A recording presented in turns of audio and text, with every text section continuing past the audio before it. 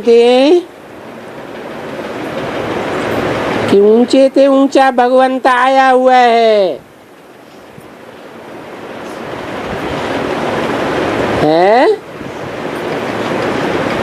आया हुआ है या ब्रह्मा के शरीर छोड़ने के बाद चला गया? आया हुआ है।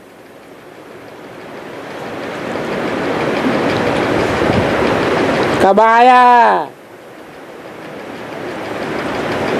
है? 36 में आया,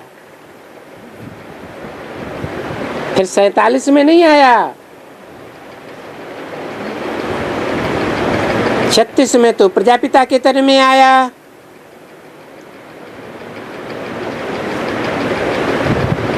कि दादा लेखराज ब्रह्मा के तन में आया, प्रजापिता के तन में आया, दादे के तन में आया, फिर 47 में ब्रह्मा के तन में आया। बार बार आया कि चला जाता है?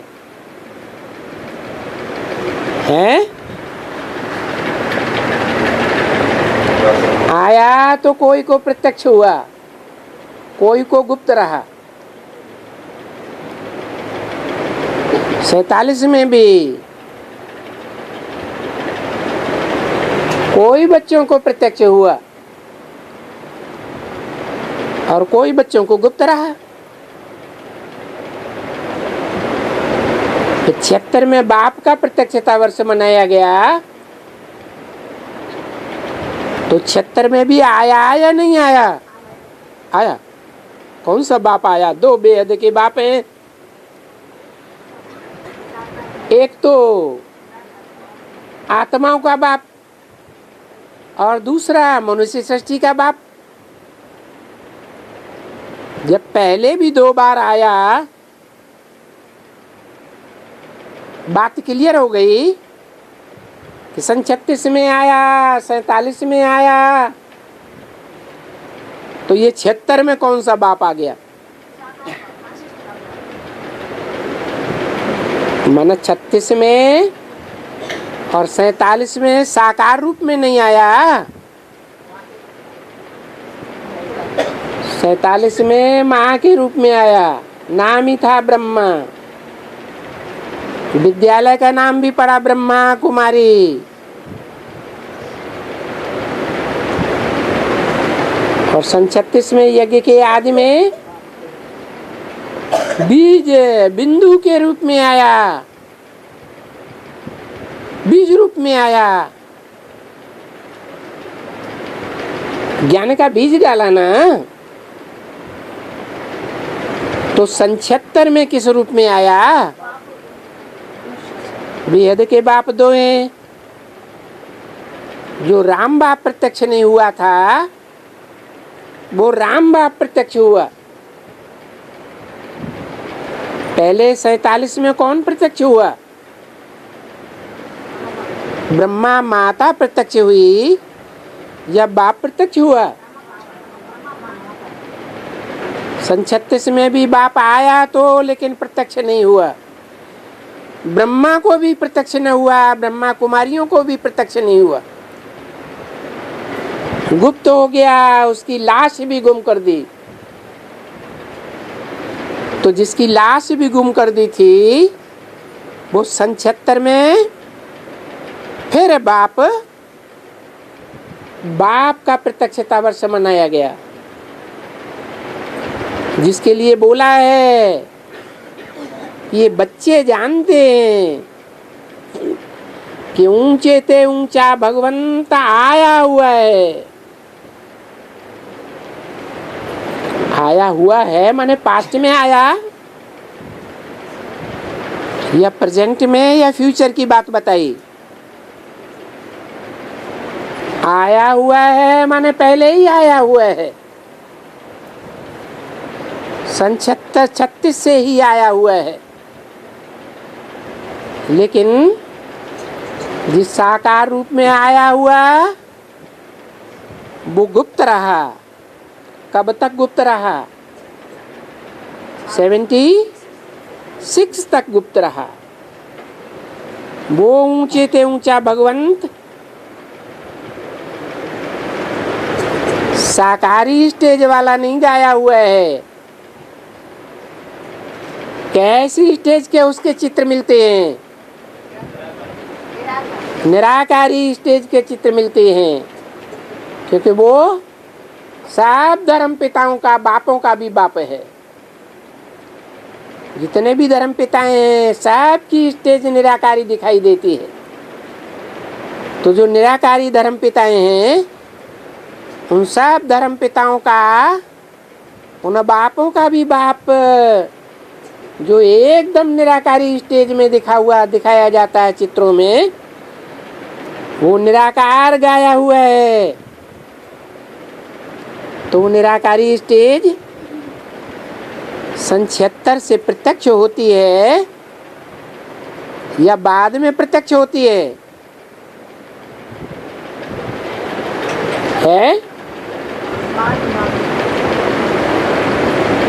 हाँ, कहा जाता है लालने के पांव पालने में मालूम पड़ जाते हैं।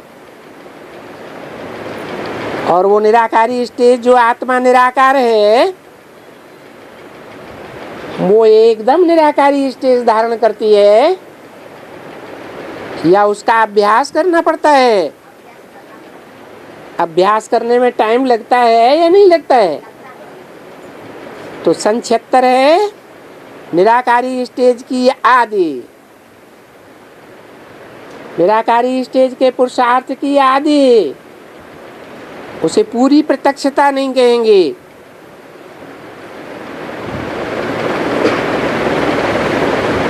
जो महाशिवरात्रि का गायन है कि घोर अंधकार की अज्ञान की रात्रि में जब इस संसार में सारी दुनिया सोई पड़ी थी अज्ञान अंधकार में, तब वो बाप प्रत्यक्ष होता है।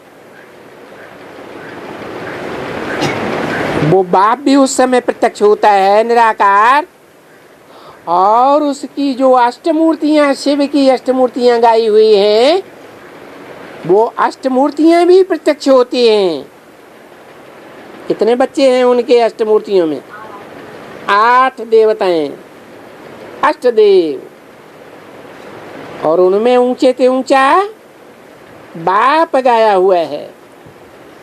और फिर वो निराकार है और उनके बच्चे भी निराकार। निराकार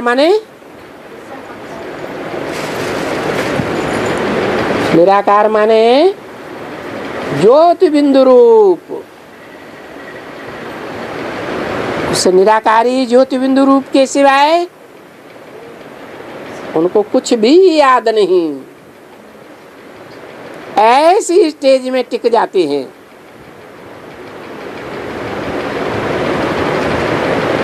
तो बाप और वो बच्चे जो अष्टमूर्तियों के रूप में गाए जाते हैं, वो दोनों ही प्रकार के बच्चे, दोनों प्रकार के आत्माएं निराकारी दुनिया में देखने में आती है। जो देखेगा सो कहेगा मेरा निराकारी बाप आ गया। निराकार आत्माओं का निराकार बाप आ गया। जो 2 शब्द भी सुनता है वो भी कहता है कि मेरा बाप आ गया।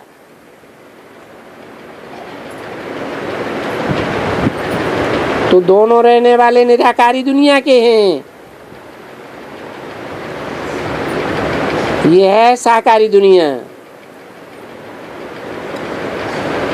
कब की बात बताई है? अरे कब की मुरली है? 66 की मुरली। 66 की टाइम पर जो पुरुषार्थ था बच्चों का, उस समय की बात बताई। ये है साकारी दुनिया। इस साकारी दुनिया में निराकारी स्टेज में टिकने वाला कोई भी बच्चा नहीं। वो प्रैक्टिस प्रत्यक्ष होती है सन 76 से, नंबरवार पुरुषार्थ अनुसार बच्चों की।